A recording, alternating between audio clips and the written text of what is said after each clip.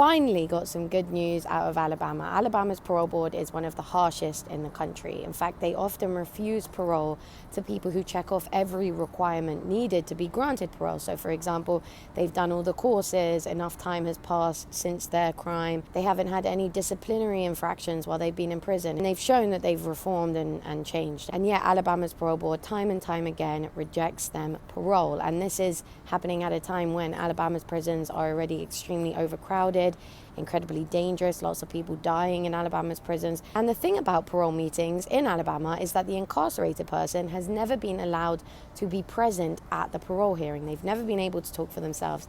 Sometimes they have family members or lawyers come and talk for them, but oftentimes nobody is at the parole hearing talking for the incarcerated person.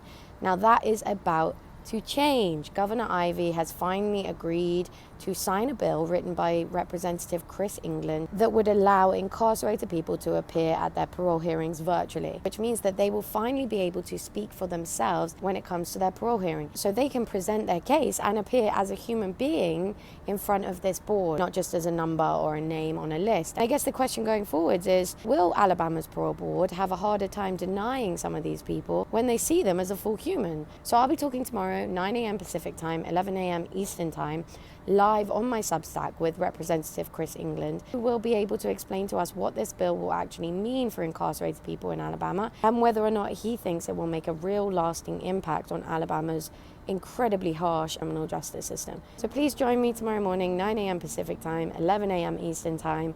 We'll be discussing this bill and what it could mean for incarcerated people in Alabama.